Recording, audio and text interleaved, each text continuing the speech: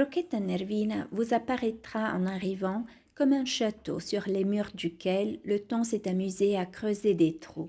Le village forme une sorte d'Y entouré par le ruisseau Oge et le torrent Barbaira. Autrefois, il n'y avait qu'un pont pour entrer dans le village. Vous devrez le traverser si vous voulez découvrir un centre historique intact et merveilleux. Le village compte de nombreux enfants qui l'aiment profondément. L'institutrice Celestina qui vous racontera volontiers comment le village est né. Rocchetta a été fondée par un groupe d'habitants de Saorgi. Saorgi, derrière la montagne, qu'est-ce qu'ils ont fait? Ils ont traversé la montagne et quand ils sont arrivés ici, ils ont vu qu'il y avait 2 torrents et de nombreuses bandes de terre plates. C'était une zone habitable. Alors, ils ont essayé de construire des cabanes et sont venus fonder Rocchetta. C'étaient des gens concrets, avec un pragmatisme de vie qui aujourd'hui s'est complètement perdu sous la pression de ces dispositifs diaboliques que nous avons et qui nous bombardent de stress. Pour être concret et vous donner un exemple réel, compréhensible, il y avait ici ce qu'on appelle les morts blanches. Beaucoup d'enfants sont nés en revenant des campagnes, car les femmes travaillaient littéralement jusqu'à la dernière minute.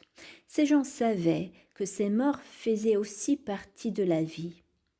Savoir interpréter la vie dans son intégralité, voilà finalement le véritable message de Rocchetta. C'est ce qui rejaillit encore aujourd'hui de cet ensemble de pierres qui se tient avec ses ombres et ses lumières. Je vous ai fait écouter l'institutrice Celestina et Maurizio l'un après l'autre parce que leurs récits et réflexions sont profondément liés et aussi parce qu'ils me permettent de vous présenter une réhabilitation très particulière du territoire.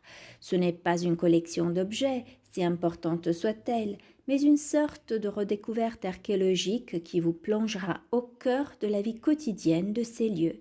Ce qui est formidable, c'est que vous entrerez dans un bâtiment qui a toujours été et est encore une maison, mais qui est également une réhabilitation historique de 2 anciennes usines, les tanneries et le moulin. Le découvreur et le patient restaurateur de ces bijoux est M. Enrico. En lui parlant, vous découvrirez entre autres ce qu'est la véritable passion. Voici comment raconte la jeunesse de Dubarry, le nom donné à l'endroit où se trouve la maison. Le condensé de tout ce que j'ai fait, c'est le monument au tonnelier, parce que j'ai compris ce qu'est le Dubarry. C'est la zone des tonneaux, mais pas ceux du vin ou de l'huile, les tonneaux des évacuations.